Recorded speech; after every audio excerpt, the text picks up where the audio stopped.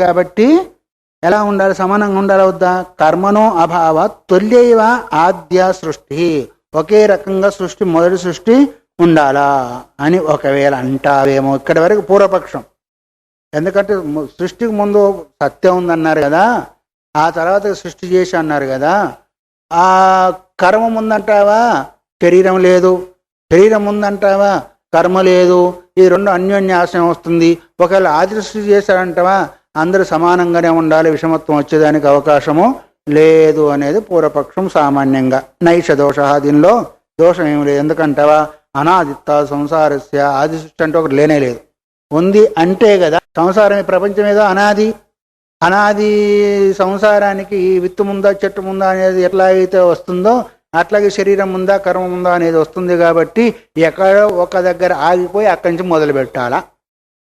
పోయింది పోయింది, ఇప్పటి నుంచి మొదలు పెట్టవా నువ్వు అంటావా లేదా? పోయిన గొడవ పోని, పోయిన పొటాట పోని, ఇప్పటి నుంచైనా బాగుండని అంటారా లేదా? ఏదో అది ఎప్పటి నుంచి వచ్చిందో అది అనవసరం. మళ్ళీ సృష్టి ఏదైతే జరిగిందో ఇప్పుడు సృష్టి కనిపిస్తుంది కాబట్టి దీని ధర్మాన్ని బట్టి ఉత్తర సృష్టి జరుగుతూ ఉంటుంది. ఆది సృష్టి ఒకటి అంటూ లేదు, అనాది సంసారం కాబట్టి. భవేదేశ దోషో యది ఆదిమాన్ సంసార స్యాత్, నువ్వు చెప్పే దోషం ఏదైతే ఉందో సంసారము ప్రపంచము ఆది అయితే దానికి దోషం వస్తుంది. ఇది ఆది కానే కాదు, ఆది అనేది లేనే లేదు, అందుకొరకు ఆ దోషము రాను కూడా. అనాదౌతు సంసారే బీజాంకరవత్ హేతుమద్భావేన కర్మణ తర్కవైషమ్యస్య చ ప్రవృత్తిర్న విరుద్యతే. ఒకవేళ అనాది సంసారమైనందువల్ల బీజాంకరవత్, విత్తు చేత చెట్టు, చెట్టు చేత విత్తు వచ్చినందువల్ల ఏదైతే ఉందో హేతుమద్భావేన, ఇది హేతువు ఇది హేతుమతు, ఇది కారణము ఇది కారణం కలిగింది. కారణం కలిగింది అనేది కార్యము. అందుకు దీనికి ఇది కార్యము, దీనికి ఇది కారణము, దీనికి ఇది కార్యము, దీనికి ఇది కారణం అనే అద్భుతంగానే వస్తుంది తప్ప ఆది అంటూ ఒకటి లేదు. కాబట్టి కర్మ చేత జన్మ చేత కర్మ అనేది కూడా వస్తుంది. కాబట్టి సర్గవైషమ్యస్య ప్రవృత్తిర్న విరుద్యతే. ఇది ప్రారంభమైన తర్వాత అనాదికాలం నుంచి వస్తుంది. కాబట్టి ఈ కర్మచేతనం జన్మచేతనం, కర్మ విత్తు చేతనం, చెట్టు చేతనం, ఇది అనాది నుంచి వస్తుంది. అందుకొరకు విషమత్వం కూడా వచ్చేస్తుంది అంతే తప్ప ఆది సృష్టి అనేది లేదు. ఆది సృష్టి అనేది ఒకటి ఉంటే నువ్వు చెప్పిన దోషం వచ్చేదానికి అవకాశము ఉంటుంది అన్నారు. కథం పునరవగమ్యతే అనాదిరేష సంసార ఇది. ఈ సంసారం, ఈ ప్రపంచం అంతా కూడా అనాది నీకెట్లా తెలుసు? నువ్వు చెప్తే నేను వినాలా ఏంటి? దానికి ప్రమాణం ఉండాలా వద్దా? ప్రతిదానికి ప్రమాణం కావాలా? నువ్వు చెప్పినందువల్ల నాకు ఎట్లా కలుగుతుంది అంటే ఉత్తరం పఠతి, దానికి సమాధానము చెప్తున్నాడు. ఏంటిది? ఉపపద్యతేచ ఉపలభ్యతేచ అన్నారు. ఉపపద్యతేచ అది సంభవము అవుతుంది. ఎట్లాగా? ఉపలభ్యతే, మనకు దీని గురించిన శృతి వాక్యాలు దొరుకుతున్నాయి కాబట్టి ప్రపంచం అనాది అనేదానికి కూడా అవకాశము ఉంటుంది. ఎట్లాగా అంటావా? ఉపపద్యతేచ సంసారస్య అనాదిత్వం, ఈ ప్రపంచానికి అనాదిత్వం అనేది సంభవము. ఎలాగంటావా? ఆదిమత్వేహి సంసారస్య అకస్మాత్ ఉద్భూతిర్ముక్తానామపి పునః సంసారోద్భూతి ప్రసంగ అకృతాభ్యాగమ ప్రసంగశ్చ సుఖదుఃఖాది వైషమ్యశ్చ నిర్నిమిత్తత్వాత్. దీనికి మొట్టమొదటి శృతి ప్రమాణానికంటే యుక్తి ప్రమాణం ఇస్తారు. ఒకసారి అకస్మాత్తుగా ప్రపంచం పుట్టింది అంటే, ఏ కారణం లేకుండా ప్రపంచం పుట్టింది అంటే ముక్తులైన వాళ్ళు కూడా పుట్టాలి. ఇంకా ముక్తులు మళ్ళీ పుట్టేదానికి అవకాశం లేదు కదా. ఒకటేమో ముక్తులైన వాళ్లకు పుట్టాలా. రెండవది ఏంది అంటే అకస్మాత్తుగా పుట్టినట్టయితే రెండోది సంసారోద్భూత ప్రసంగ అకృతాభ్యాగమ ప్రసంగ అన్నారు. అకృత అభ్యాగమ కృత ప్రణాశం అనేది ఒకటి దోషం. చెయ్యందే రావడం, చేసింది పోవడం. వాడు మరి మనకు విషమత్వం కనిపిస్తుంది కాబట్టి వాడు చెయ్యంది ఎట్లా వచ్చేసింది, చేసింది ఎక్కడ పోయింది అనే దోషం కూడా వస్తుంది. ఒకటేమో ముక్తులైన వాళ్ళు మళ్ళీ పుట్టాలా, రెండవదేమో చెయ్యందే రావడం, చేసింది పోవడం అనే దోషం కూడా వస్తుంది. కాబట్టి సంసారోద్భూత ప్రసంగ అకృతాభ్యాగమ ప్రసంగశ్చ సుఖదుఃఖాది వైషమ్య నిర్నిమిత్త. సుఖము దుఃఖం వచ్చేదానికి ఏమి నిమిత్తం లేకుండా కూడా పోతుంది. ఎందుకంటే ఒకేసారి ఉత్పన్నమైనట్టయితే ఈ సుఖము ఈ కారణం ఏంటిది, దుఃఖానికి కారణం ఏంటిది అనేది వస్తుందా లేదా? ఎందుకంటే ఇంకా ముందు లేదు కాబట్టి ప్రపంచం ఒకేసారి ఉత్పన్నమైందన్నావు. దీనికి నిమిత్తం లేనందువల్ల వీడికి ఇది ఎందుకు వచ్చింది, వాడికి అది ఎందుకు వచ్చేసింది అనే భావన కూడా వస్తుంది. అందుకొరకు ఈ విషమత్వం కూడా ఏ నిమిత్తం లేకుండానే విషమత్వం కూడా వస్తుంది. అందువల్ల నచ ఈశ్వరో వైషమ్య హేతురిత్యుక్తం, భగవంతుడు ఈ విషమత్వానికి కారణం కాదు. ఎందుకంటే భగవంతుడు అంటే సర్వసామాన్యుడు. సమసామాన్యుడు ఎట్లా అయితే ఆ సూర్యుడు సర్వసామాన్యుడైనందువల్ల వాళ్ళ యొక్క సుఖ దుఃఖాలకు కారణం కాదో, ఈ విషమత్వానికి కూడా ఈశ్వరుడు కారణం అయ్యేదానికి అవకాశము. ఎందుకంటే సాధారణ కారణం కానీ అసాధారణ కారణము కాదు. నచ అవిద్య కేవల వైషమ్యస్య కారణం ఏకరూపత్వ, అవిద్య కూడా కారణం అయ్యేదానికి వీల్లేదు, అది కూడా ఏకరూపమే. అవిద్య ఏకరూపమే, అవిద్య కారణం అయ్యేదానికి లేదు. ఈశ్వరుడు ఏకరూపమే, ఈశ్వరుడు కూడా ఏకరూపం అయ్యేదానికి లేదు. అవిద్య కూడా నువ్వు ఏదైతే కలిగి ఉంటావో దాన్ని గురించి చెప్తుంది. కానీ ఇప్పుడు నువ్వు లోపల పామును చూసి తాడును చూసి పాము అనుకున్నావు, ఒక్కోసారి పామును చూసి కూడా తాడు అనుకున్నావు, పట్టుకునే దానికి పోతారు. చిన్నపిల్లలు ఏం చేస్తారంటే దాన్ని పట్టుకునే దానికి పోతాడు, వాడు దాని సంగతి తెలియదు. కాబట్టి ఇప్పుడు నీలో ఉన్న సంస్కారాన్ని బట్టి ఉద్బుద్ధం చేసిందా ఆ అంధకారము, సంస్కారం లేకుండా ఉద్బుద్ధం చేసిందా? మరి ఇప్పుడు అవిద్య కారణమైందా, నీలో ఉన్న సంస్కారం కారణమైందా? మరి సంస్కారం, పాము యొక్క సంస్కారం లేకపోతే నీకు తాడు కనిపించినా పాము అనుకోవు. ఇప్పుడు అవిద్య కారణమైందా, అక్కడ అంధకారం కారణమైందా, నీ సంస్కారం కారణమైందా? అట్లాగే ఇక్కడ విషమత్వానికి కూడా అవిద్య కారణం కాదు, అది కూడా ఏకరూపమే. చూడండి ఎట్లాగా ఉందో, ఆఖరికి వాడు నీ చేతులు నీ నెత్తిని పెట్టేసిస్తాడు. అవిద్య కారణం కాదు, ఈశ్వరుడు కారణం కాదు, నువ్వు చేసుకున్న ధర్మాధర్మాలు కారణము. నచ అవిద్య కేవల వైషమ్యస్య కారణం, విషమత్వానికి అవిద్యా కారణం కాదు, అది సాధారణ కారణమే, ఇది సాధారణ కారణమే. ఏకరూపత్వాతు రాగాది క్లేశ వాసన క్షిప్త కర్మాపేక్షాతు అవిద్య. రాగము ద్వేషము క్లేశ విపాకాశే అపరామృష్ట పురుష విశేష అన్నాడు కదా అక్కడ. ఇవన్నీ లేకుంటే అవిద్య ఏంటిది అంటే దానికి ఒక సూత్రం ఉంది కదా, సరే పోనీలే.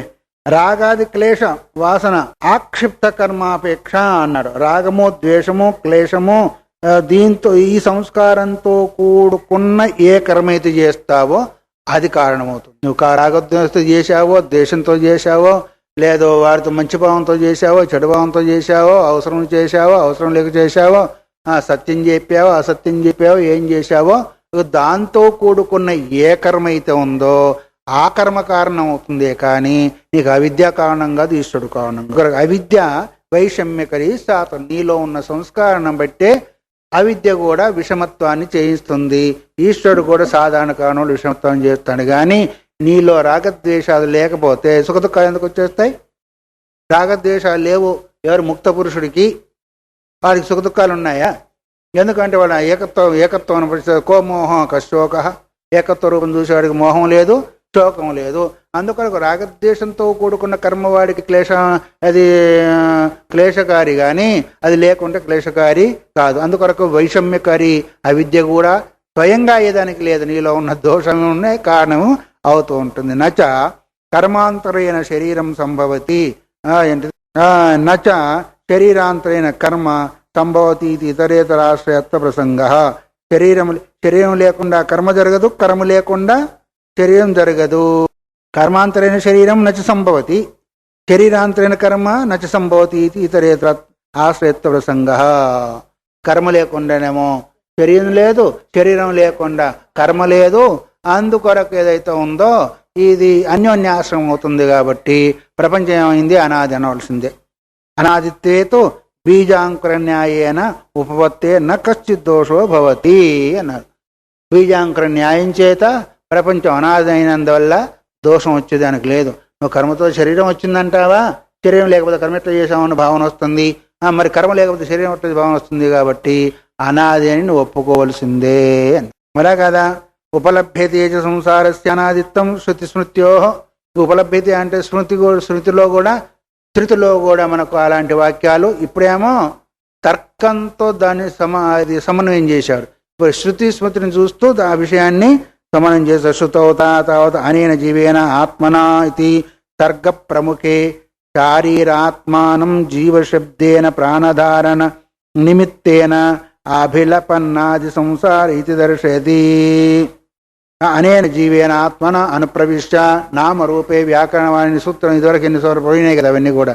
నేను నేను ఈ రూపంలో ఈ జీవుని రూపంలో నేను పోయి నామరూపాలు చేస్తున్నాము అంటే అది వరకు జీవుడు ఉంటే జీవరూపంలో వెళ్ళాడా, జీవుడు లేకపోతే జీవరూపంలో వెళ్ళాడా? జీవుడు ఉంటేనే జీవరూపంలో వెళ్ళాడంటే అప్పుడు ఆది సృష్టి అనాది సృష్టి? అనాది సృష్టి. ఇప్పుడు జీవరూపం లోపల నేను ఈ శరీరంలోకి వెళ్ళి నామరూపాలు చేస్తా అన్నాడు. అది వరకు జీవుడు ఉంటే జీవరూపంలో వెళ్ళాడా, జీవుడు లేకుండా జీవరూపంలో వెళ్ళాడా? జీవుడు ఉంటే రూపం వెళ్ళా అంటే మరి అనాది సృష్టి అయిందా ఆది సృష్టి అయిందా? అది చూపిస్తున్నాడు ఇక్కడ. జీవేన అనుప్రవేశ నామరూపే వ్యాకరణవాణి అని అన్నది ఇది తర్క ప్రముఖే శారీరమాత్మానం జీవశబ్దేన. జీవుడు జీవుడు అంటే ఎవరు? శరీరాంతర్గతమైనవని జీవుడు అంటారు. ప్రాణధారణ నిమిత్తేన జీవ ప్రాణధారణ అనే ధాతువు చేత జీవశబ్దం ఏర్పడంటే ప్రాణాలను ధరించేవాడెవడు? జీవుడు. ఆ జీవరూపంలో వెళ్తున్నాను అంటే అది వరకు జీవుడు ఉంటే జీవరూపంలో వెళ్ళాడా, జీవుడు లేకపోతే జీవరూపంలో వెళ్ళాడా? అందువల్ల నిమిత్త అభిలపన్ న అనాది ఆది సంసార ఇది దర్శయతి. ఈ వాక్యం ద్వారా ఈ ప్రపంచం ఏదైతే ఉందో ఆది కాదు అనాది అనేది ఈ వాక్యం ద్వారా మనకు బోధపడుతుంది. ఆదిమత్యేతు ప్రాగ అనవధారిత ప్రాణాసన్. ఒకవేళ ఆది అంటావా, మొట్టవాళ్ళు వాడు ప్రాణాలను ధరించనే లేదు. ప్రాణాలు ధరిస్తే కదా జీవుడు అంటాడు. ప్రాణాలు ఆది పుట్టిన తర్వాత కదా ప్రాణాలు ధరిస్తాడు, పుట్టకముందు ధరిస్తాడా? ఒకవేళ ఆది అంటే మొదలు ప్రాణాలు ధరించలేదు, జీవుడు కాలేదు, మరి జీవరూపంలో ఎట్లా ప్రవేశిస్తాడు? ప్రవేశించడానికి అవకాశం లేదు. అవునా కదా? జీవుడు ప్రాణాలను ధరించిన తర్వాత జీవుడు అన్నావు, ప్రాణాలు ధరించకముందు జీవుడు కాలేదు. ఒకవేళ ప్రపంచము ఆది అంటే ముందు ప్రాణాలు ధరించకుండా ఉన్నాడు కదా, జీవుడు కాలేదు. జీవరూపంలో ఎట్లా ప్రవేశిస్తాడు? ప్రవేశించడానికి అవకాశం లేదు. కాబట్టి ఆది సంసారము కాదు. అనాది అయితేనే ఆ విధంగా అవుతుంది. కానీ ప్రాగ అనవధారిత ప్రాణాసన్ కథం ప్రాణధారణ నిమిత్తేన జీవశబ్దేన తర్గ ప్రముఖే అభిలప్యతే. ఆది సృష్టి ఒకటి మనం అన్నట్టయితే ఆది అయ్యేదానికి ముందు ప్రాణాలు ధరించిన తర్వాత, పుట్టిన తర్వాత కదా మనం మనిషి అంటాం. పుట్టకముందు ఎట్లా అంటాము? అట్లాగే ఆది సృష్టి ఒకటి ఉంటే ప్రాణాలు ధరించక ముందు జీవుడు అనే ప్రేరణ రాలేదు, బయటకు వచ్చిన తర్వాత జీవుడు అనే ప్రయోజనం వచ్చింది. ఇక్కడ మళ్ళీ అనాది సృష్టి అంటావా, మొదలు ఉన్నాడు కాబట్టి ఆ రూపంలో మళ్ళీ ప్రవేశించాడు దానికి అవకాశము ఉంటుంది. అందుకొరకు ఆది అని చెప్పేదానికి లేదు, అనాది అని చెప్పేదానికి నచ ధారయిష్యతి తతో అభిలప్యతే అనాగతాద్ది సంబంధాదీత సంబంధో బలవాన్ భవతి అభినిష్పన్నత్వాతో. నచ ధారయిష్యతి అతో అభిలప్యేత. ధరించగలడు అనేది చెప్పు, ధరిస్తాడని చెప్పు. ధరించగలంటే భవిష్యత్తు అయిందా లేదా? అనాగతాద్ది సంబంధాదీత సంబంధో అంటే ఇంక ముందు రాలేదు, భవిష్యత్తులో ధరించబోతున్నాడు. అందువల్ల ఈ సంబంధం చేత బలవాన్ భవతి. ఆ సంబంధం ఏదైతే బలవంతమైన బలం కలిగి ఉన్నందువల్ల అభినిష్పన్నత్వాతు. ఎట్లాగా? సూర్య చంద్రసో దాత యథా పూర్వమకల్పేతు. సూర్యుడు చంద్రుల్ని పూర్వంలో ఎట్లా ఉన్నారో అదే రూపంగా వాళ్ళని సృష్టి చేశాడు. పూర్వ సృష్టిలో ఎట్లా అయితే ఉన్నారో అట్లాగే ఈ సృష్టిలో కూడా చేశాడు. అంటే ఇప్పుడు సృష్టి ఆదా అనాదా? ఎందుకంటే ఇదివరకు ఏ సృష్టి అవుతుందో ఆ సృష్టి ప్రకారమే ఇప్పుడు సృష్టి చేశాడు. అదే రూపము, అదే పేరు. రూపం అట్లాగే ఉంటుంది, పేరు ఇదివరకు ఒకసారి వచ్చింది కదా. అదే ఇంద్రుడు, అదే భోగము, అదే పేరు. అదే చంద్రుడు, అదే ఇంద్రుడు, అదే భోగము, అదే బృహస్పతి, అదే బ్రహ్మ, అన్ని అదే రూపము, అదే రకము, అదే. అందువల్ల ఇది ఇతిచ మంత్రవర్ణ పూర్వకల్పం సద్భావం దర్శి. ఇది ఈ మంత్రం చేత ఈ సృష్టికి ముందు కూడా సృష్టి ఉందనే దాన్ని మనకు గుర్తు చేస్తుంది. స్మృతావపి అనాదిత్వం సంసారయోపలభ్యతే. స్మృతిలో కూడా ఈ ప్రపంచం అనాదని చెబుతోంది. ఏంటిది అది? నాంతో నరూపమస్తేతోపలభ్యతే నాంతో నాదిర్న సంప్రతిష్ట నరూపమస్తేత. ఏ విధంగా అయితే వర్ణించిందో ఆ రూపంలో దీనికి లభించడం లేదు, దానికి ఆది లేదు, అంతం లేదు అని స్మృతి అంటే భగవద్గీత కూడా చెప్తూ ఉంది. ఉంటుందా అంటే ఉండదు, ఆది ఉందా అంటే ఆది లేదు, అంతం ఉందా అంటే ఆది ఉందంటే దానికి ముందే ఉంది, అంతం ఉంది అంటే దాని తర్వాత ఎట్లా ఉంటుంది అని ఇవన్నీ వస్తాయి. కాబట్టి ఆది లేదు, అంతం లేదు, ఉంటుందా అంటే ఉండదు, పోతూ ఉంటుంది. అందువల్ల పురాణే చ అతీతానాం అనాగతానాంచ కల్పానాంచ పరిమాణమస్తి ఇది స్థాపితం. పురాణంలో కూడా అతీతం అంటే గడిచిపోయినాయి, అనాగతం అంటే రాబోయేటి, వీటి యొక్క కల్పన పరిమాణమస్తి ఇది స్థాపితం. వీటికి ఇంత పరిమాణము, ఈ యుగానికి ఇంత పరిమాణము, ఈ యుగానికి ఇంత పరిమాణం అని చెప్పబడింది. అట్లా ఈ యుగాలు చెప్పుకుంటా పోతా ఉంటే ఇంకా కల్పాలు కూడా చెప్పుకుంటా పోతే ఈ కల్పానికి ఇంత, ఈ కల్పానికి ఇంత, ఈ కల్పన ఇంత జరిగింది కూడా పురాణాల్లో మనకు చెప్పవు. అది కూడా స్మృతి కిందకే వస్తుంది, పురాణాలు కూడా స్మృతి కిందకే వస్తాయి అని ఈ విధంగా సమన్వయం చేశాడు. తర్వాత సర్వధర్మోపపత్తే చేతనం బ్రహ్మ జగత కారణం, సమస్త ధర్మాలు సంభవించినందువల్ల ఈ జగత్తుకు కారణము బ్రహ్మమే అని చెప్పి ఈ యొక్క పాదాన్ని పూర్తి చేయబోతున్నాడు. చేతనం బ్రహ్మ జగత కారణం ప్రకృతిష్ట ఇత్యస్మిన్ అవధారితే వేదార్థే పౌరుష పరైరుపక్షిప్తా విలక్షణత్వాదీన్ దోషాన్ పరిహార్షీదాచార్య. ఇంతవరకు బ్రహ్మ జగత్తు కారణము లేదా ప్రకృతి జగత్తు కారణము అని రకరకాలుగా భిన్నమైన అభిప్రాయం వస్తూ ఉంటే, రకరకాలైన వేదార్థాన్ని వేదాల యొక్క అభిప్రాయాన్ని సూచిస్తూ పరుల చేత అంటే పూర్వపక్షం చేత ఏదేదైతే ఆక్షేపం చేయబడిందో, ప్రశ్న చేయబడిందో వాటినన్నిటిని కూడా విలక్షణత్వం అంటే ఏ రూపంలో ఉన్న ఏ లక్షణం లేకుండా ఉండేది, విచిత్రంగా ఉండే వాళ్ళ యొక్క భావాలన్నిటిని కూడా, దోషాలన్నిటిని కూడా పరిహార్షిత్ ఆచార్య అంటే పరిహారం చేశాడు. ఆచార్యులు అంటే ఎవరు? వ్యాస భగవంతుడు. వాళ్ళు చేసిన యొక్క ఆక్షేపాలకన్నిటి కూడా వేదవాక్యాల ద్వారా పరిహారము చేశాడు. ఇదానీం పరపక్ష ప్రతిషేధ ప్రధానం ప్రకరణం ప్రారప్సమానః స్వపక్ష పరిగ్రహ ప్రధానం ప్రకరణం ఉపసంహరతి. పరపక్ష ప్రతిషేధ ప్రధానం, ఇప్పుడేమో స్వపక్షాన్ని స్థాపించే ప్రధానంగా కలిగిన ప్రకరణాన్ని నిరూపణ చేశారు. ఇప్పుడు రాబోయే ప్రకరణం ఏంటిదంటే పరపక్షాన్ని నిషేధించేదే ప్రధానంగా కలిగిన ప్రకరణాన్ని ప్రారంభం చేసి, ఇంతవరకేమో వాళ్ళని ఖండించి వీళ్ళ పక్షాన్ని నిలబెట్టాడు. ఇప్పుడు రాబోయేది ఏంటిది? వాళ్ళ పక్షాన్ని ఖండించేదే ప్రధానంగా కలిగిన ప్రకరణాన్ని ప్రారంభము చేయబోతున్నాడు. అందువల్ల ప్రకరణం ప్రారప్యమానః సపక్ష పరిగ్రహ ప్రధానం ప్రకరణం ఉపసంహరతి. తన యొక్క ప్రకరణాన్ని ఇప్పుడు ఉపసంహరణ చేస్తున్నాడు. యస్మాత్ అస్మిన్ బ్రహ్మణి కారణే పరిగృహ్యమానే ప్రదర్శితేన ప్రకరణేన సర్వే కారణధర్మాః ఉపద్యంతే సర్వజ్ఞం సర్వశక్తి మహామాయంచ బ్రహ్మ. ఈ విధంగా బ్రహ్మయందు ఈ జగత్తుకంతా కారణము అని గ్రహించినందువల్ల ప్రదర్శనీయత ప్రకరణేన ఇంతవరకు ఏ ఏ ప్రకరణం ద్వారా ఏ ఏ రూపంలో చెప్పబడిందో అదంతా కూడా సర్వే కారణ ధర్మ ఉపపద్యంతే. కారణానికి సంబంధించిన ఏ ఏ ధర్మాలైతే ఉన్నాయో అవన్నీ కూడా బ్రహ్మ అనే కారణంలోనే సంపన్నము అవుతున్నాయి. అందువల్ల ఆయన సర్వజ్ఞుడు, తర్వాత సర్వశక్తి కలిగిన వాడు, మహామాయతో కూడుకున్నవాడు, అతడే బ్రహ్మము అని. తస్మాత్ అనతిశంకనీయం ఇదం ఔపనిషదం దర్శనం. ఈ ఉపనిషత్తు దర్శనం ఏదైతే ఉందో ఆక్షేపానికి కారణమయ్యేది కాదు. దాని గురించి సందేహం పెట్టుకోకూడదు. అలా పెట్టుకున్నట్టయితే ఆభాస పాలవుతారు అనేదాన్ని గుర్తు చేసి ఈ ప్రకరణాన్ని, అంటే అర్థమేంటిది? వేదాంత ప్రతిపాద్యమైన తత్వమే యథార్థమైంది, మిగతాది కాదు అనేదాన్ని నిర్ధారణ చేసి ఈ 2వ అధ్యాయంలో మొదటి పాదాన్ని పరిసమాప్తము చేశాడు. పరమాత్మనే నమః. తర్వాత 2వ పాదం, 2వ అధ్యాయంలో 2వ పాదం. అత్ర పాదే సాంఖ్యాది మతానాం దుష్టత్వ ప్రదర్శనం. ఈ పాదం లోపల సాంఖ్యాది మతాలు ఏమేమైతే ఉన్నాయో వాళ్ళ మతాలంతా కూడా దుష్టత్వం అంటే వాళ్ళు దుష్టులు, వాళ్ళ ప్రవర్తన కూడా దుష్ట ప్రవర్తన, వాళ్ళ మార్గం కూడా దుష్టమైంది అని చూపించేదాని కొరకు ప్రవర్తించింది. ఇంతవరకు ఏం చేశారు?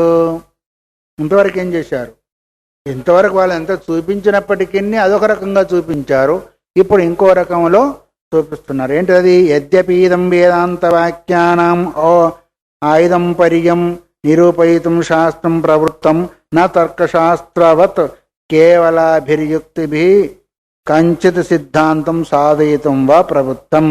అసలు వేదాంత శాస్త్రం ఎందుకు ప్రవర్తించింది అంటే వేదాంత వాక్యాలన్నీ కూడా ఏంటిది? వేదాంత వాక్యానం ఐదం పర్యం, వాటి యొక్క తాత్పర్యాన్ని నిరూపించేసేదానికి ప్రవర్తించింది. వేదాంతాల యొక్క అభిప్రాయం ఏంటిది అనేదాన్ని ఇంతవరకు నిరూపణ చేసేదానికి శాస్త్రం పుట్టింది. కానీ నా తర్కశాస్త్రవత్ కేవలాభిర్యుక్తిభి కంచిత్ సిద్ధాంతం సాధితమా ప్రవృత్తము. కేవల తర్కం చేత ఏదో ఒకదాన్ని సాధించేదాని కొరకు ఈ వేదాంత శాస్త్రం ప్రవృత్తి కాలేదు. ఎందుకు ప్రవృత్తి అయింది? వేదాంత వాక్యాల యొక్క అభిప్రాయము ఇలాంటిదని చెప్పేదాని కొరకే ఈ శాస్త్రం ప్రవృత్తి. మరి కేవలం తర్కశాస్త్రం ఏంటిది అంటే ఏదో ఒకదాన్ని తర్కం చేసి ఏదో ఒకటి సిద్ధింపజేసేది వాళ్ళకు ఉంది, కానీ వాళ్ళ సిద్ధాంతం ఏంటిదో నిరూపణ చేసేదానికి కాలేదు. తథాపి వేదాంత వాక్యాన్ని ఆ విధంగా అయినప్పటికీ వేదాంత వాక్యాలు ఏదో ఉందో వ్యాచక్షాణై సమ్యక్ దర్శన ప్రతిపక్షభూతాన్ని సాంఖ్యాది దర్శనాన్ని నిరాకరణీయాన్ని తదర్థ పరపాద ప్రవర్తతే. ఈ విధంగా కూడా అయినప్పటికీ వేదాంత వాక్యాలన్నీ కూడా వ్యాఖ్యానం చేస్తూ సమ్యక్ దర్శన ప్రతిపక్షభూతాన్ని, సమ్యక్ దర్శనం అంటే యథార్థ స్వరూపాన్ని తెలుసుకునేదానికి సంబంధించినందువల్ల సాంఖ్య దర్శనాదీని ఏవైతే సాంఖ్య దర్శనాలు ఎందుకు అవన్నీ సమ్యక్ దర్శనం కలిగినవి కాదు. సమ్యక్ దర్శనం అంటే అర్థమేమి? యథార్థ స్వరూపాన్ని గ్రహించి ఆత్మీకత్వాన్ని బోధించడం ఏదైతే ఉందో సమ్యక్ దర్శనము.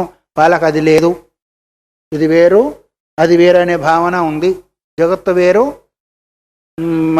పురుషుడు వేరు అనే భావన ఉంది. కాబట్టి సాంఖ్య దర్శనాన్ని నిరాకరణీయానీతి తదర్థ, అవన్నీ సమ్యక్ దర్శనం కాదు. కాబట్టి ఆ సాంఖ్యాది దర్శనాలంతా కూడా నిరాకరణ చెయ్యాలి, అంటే వాటిని ఖండించాలని ఉద్దేశం చేత, అంటే ఆ దర్శనము యథార్థ స్వరూపాన్ని బోధించదు కాబట్టి దాన్ని ఖండించాలని ఉద్దేశం చేత ఈ పాదం ప్రారంభమవుతుంది. మరి యథార్థాన్ని ఏది బోధిస్తుందంటే వేదాంత వాక్యాలు మాత్రమే యథార్థాన్ని బోధిస్తాయనే దాన్ని పరపాద ప్రవర్తన అంటే ఈ పాదము ప్రవర్తిస్తుంది. వేదాంతార్థ నిర్ణయస్య చ సమ్యక్ దర్శనార్థత్వాత్ నిర్ణయేన స్వపక్ష స్థాపనం ప్రథమం కృతం. వేదాంత దర్శనం ఏంటిది అంటే వేదాంతార్థం యొక్క నిర్ణయం ఏదైతే ఉందో సమ్యక్ దర్శనము. సమ్యక్ దర్శనం అంటే ఏంటిది? వేదాంత వాక్యాల యొక్క అర్థ నిర్ణయాన్ని చేయడం ఏదైతే ఉందో అది సమ్యక్ దర్శనం. దానికి భిన్నమైనది ఏంటిది? అసమ్యక్ దర్శనము. అందువల్ల తన్నిర్ణయేన స్వపక్ష స్థాపనం ప్రథమం కృతం, వాటిని నిర్ణయం చేస్తూ మా యొక్క అంటే స్వపక్షం అంటే ఏంటిది? వేదాంతాల యొక్క పక్షాన్ని స్థాపన చేయడము జరిగింది. తద్హి అభ్యర్హితం పరపక్ష ప్రత్యాకనాదితి. అది ఎట్లా చేశాము? పరపక్షాన్ని నిరాకరణ చేస్తూ స్వపక్షాన్ని స్థాపన చేయడము జరిగింది. నను ముముక్షూనా మోక్ష సాధనత్వేన సమ్యక్ దర్శన నిరూపణాయ స్వపక్ష స్థాపనమేవ కేవలం కర్తుం యుక్తం కిం పరపక్ష నిరాకరణేన పరద్వేషకరణేన. మోక్షం పొందేదానికి ఏం కావాలా? స్వపక్ష స్థాపనం కావాలా, లేదా సమ్యక్ దర్శనం కావాలా? సమ్యక్ దర్శనం చేతనే కదా నీకు జ్ఞానం కలుగుతుంది, అది మీ నిర్ణయం కదా. మరి సమ్యక్ దర్శనం నీదేదో నువ్వు చెప్పుకోకుండా మరి పరులను ఖండించి పరులను ద్వేషించడం నీకు వచ్చే లాభం ఏంటిది అని అంటావేమో. అవునా కాదా? నీకు మోక్షం పొందేదాని కొరకు నీదేదో నువ్వు చెప్పుకో, పక్క వాళ్ళని దూషించడం వల్ల నీకు ద్వేషమే కలిగి ఇంకా నీకు మోక్షం ఏం కలగదు కదా. ఈ వాక్యం అదే చెప్తా ఉన్నా. నన్ను ముముక్షున మోక్ష సాధనత్వేన, మోక్షాన సాధనం ఏంటిది? సమ్యక్ దర్శనము.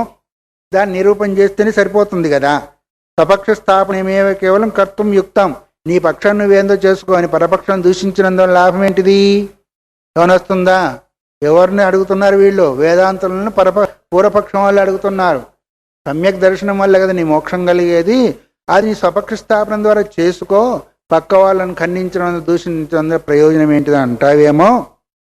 బాడం నువ్వు అనేది బాగానే ఉంది, కానీ తదాపి మహాజన పరిగృహీతాని మహాంతి సాంఖ్యాది తంత్రాన్ని సమ్యక్ దర్శనోపదేశేన ప్రవృత్తాని ఉపలభ్య భవేత్ కేషాంచిన్ మందమతీనాం ఏతాన్యపి సమ్యక్ దర్శనాయోపాదేయాని అయితే అపేక్షయ.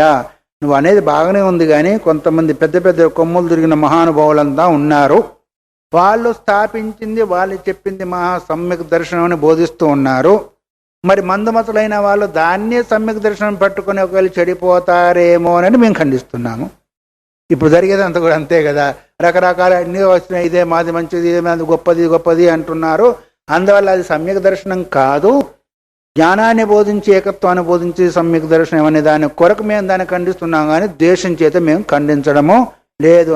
అది కూడా ఎవరు, వాళ్ళు చెప్పేదాన్ని బట్టి మందమతులైన వాళ్ళు దాన్ని గ్రహించి ఆ పద్ధతిలో వెళ్ళి వాళ్ళు వాస్తవికాన్ని గ్రహించకుండా పోతారేమో అనే ఉద్దేశం చేత చేయబడిందే కానీ దేశం చేత చేయబడేది కాదు. తథా యుక్తి గాఢత్వ సంభవేన సర్వజ్ఞ భాషతత్వాచ శ్రద్ధాచతేషు ఇత్యతః తదా అసారతోపదాన ప్రసజ్యతే. యుక్తి గాఢత్వాదు, వాళ్ళ యొక్క యుక్తి అంటే తర్కము మహాబలమైనందువల్ల. ఇప్పుడు మేము ఉన్నాం అనుకోండి, లేదు మేము మీ గురువులే ఉన్నారనుకోండి, ఏదైనా చెప్తే మీరు గట్టిగా పట్టుకుంటారా లేదా, మా స్వామివారు చెప్పారు కాబట్టి ఇది ఇంతేను అంటారా లేదా. ఒక రమణ మనుషుల దగ్గర పోయారంట, పోయి ఎవరో చెప్తే మళ్ళీ వేరే దగ్గర మాట్లాడుకున్నా ఎవరు చెప్పారంటే, ఎవరు చెప్పేది మాకు దీనికి మా గురువే ప్రమాణం, మా గురువు చెప్పారు పొమ్మన్నారు. అది అక్కడ ప్రమాణం అయిందా లేదా, ఎందుకంటే ఆయన కంటే మించిన వాళ్ళు లేరని ఒక పాపం ఉంది. అట్లాగే ఎవరెవరు గురువులు చెప్పింది వాళ్ళకు నమ్మకం ఉంటుందా ఉండదా, అది సత్యమో అసత్యం వాళ్ళకి తెలియదు, కానీ గురువు చెప్పారు కాబట్టి సత్యమే నమ్ముతుంది. అట్లాగే ఈ మతస్థాపకులు కూడా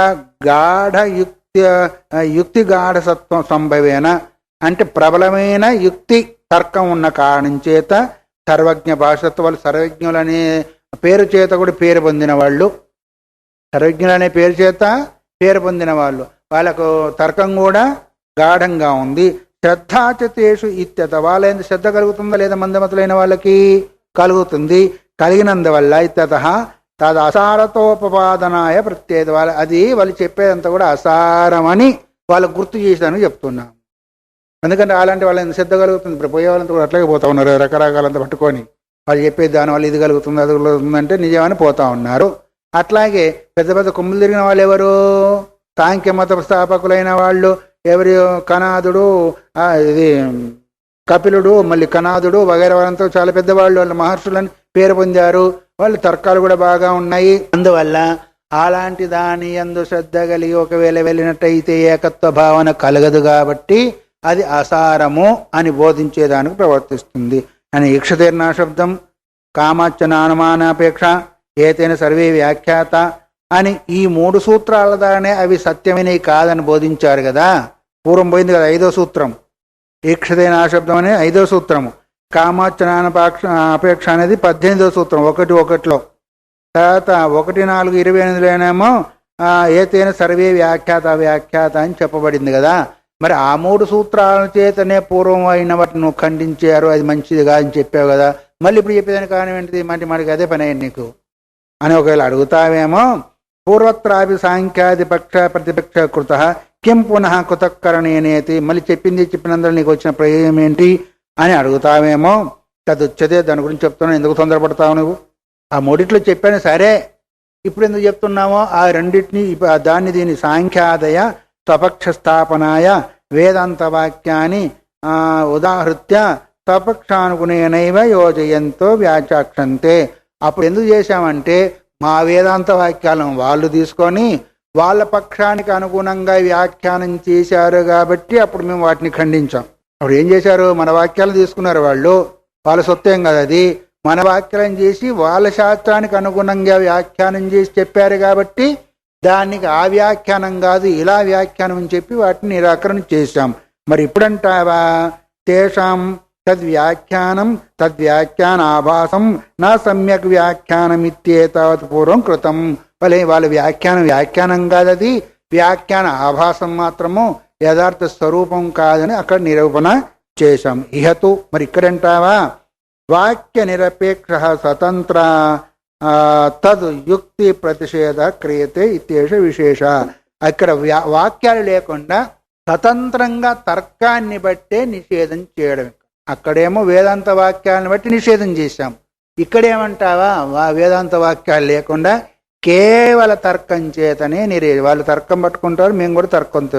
ఇక వేదాంత వాక్యాలతో ఇక్కడ పని లేదు. తర్కం అంటే ఏంటి? యుక్తి. మీరు ఒక ఉపమానం చెప్తే వాళ్ళ ఉపమానం చెప్తే వీళ్ళొక ఉపమానం చేత చెప్తా ఉంటారు లేదా? ఇదే తర్కం. వేదాంత వాక్యాల చేతను అక్కడ మా వేదాంత వాక్యాలు తీసుకొని మాకే రకరకాలుగా వ్యాఖ్యానం చేసి చెప్పినందువల్ల అది వ్యాఖ్యానాభాసమో, అది వ్యాఖ్యానం సరి అయింది కాదు, ఈ వ్యాఖ్యానం సరి అయిందని చెప్పేదాని కొరకు అక్కడ చెప్పాము. ఇక్కడేమో కేవలం తర్కవాక్యాలు తీసుకొని ఆ తర్కవాక్యాల ద్వారానే ఇక్కడ చెబుతున్నాం. ఇదే ఇక్కడ విశేషము అనే విషయాన్ని గుర్తు చేశాడు. తత్ర సాంఖ్యామన్యంతే, ఇక్కడ సాంఖ్యులు ఏమనుకుంటారో ఆ విషయాన్ని చెప్పి మళ్ళీ దాని తర్కం ద్వారానే నిషేధము చేయబోతున్నారు. తత్ర సాంఖ్యామన్యంతే యథా ఘటశరావాదయో భేద మృదాత్మన అన్వీయమాన మృదాత్మకం ముదాత్క సామాన్యపూర్వక లోకే దృష్ట తదా సర్వ ఏవ బాహ్య ఆధ్యాత్మికా భేద సుఖ దుఃఖ మోహాత్మకతయాన్వీయమానా సుఖ దుఃఖ మోహాత్మక సామాన్యపూర్వక భవితుమర్హంతి. పూర్వపక్షేన సాంఖ్యులు పూర్వపక్షాన్ని చేస్తూ మట్టి చేత ఘట శరావాదు, ఘటం అంటే కుండ, శరావం అంటే పిడత, మట్టి పిడత, చిన్న పిడత లాంటివి. భేదాలు వేరే కనిపిస్తున్నాయా లేవా? వేరు వేరే కనిపిస్తుంది, ఒకదానికొకటి భిన్నంగా ఉన్నాయి. ఒకటి ఇంకోటి కాదు. మృదాత్మనాన్వీయమాన, ఎట్లాగైతే మట్టి ఉందో అలాగే కుండ వగైరంతా కూడా కనిపిస్తూ ఉన్నాయి. అంటే ఆ మట్టి ఈ రూపంలో పరిణామము చెందింది. అంటే మట్టి జడమే, ఘటశరావాదులు కూడా జడ రూపంలోనే పరిణామాన్ని పొందాయి. మృదాత్మక సామాన్య పూర్వక లోకే దృష్ట, మృదాత్మక సామాన్య పూర్వకం అంటే మట్టిలో ఏ సత్తా అయితే ఉందో ఆ సత్తానే ఘటశరావాదులలో కూడా ఉంది. అది లోకంలో చూడబడుతుంది మామూలుగా, ఎక్కడ చూసినా ఎవరు చెప్పినా అదంతేను. తదా సర్వ ఏవ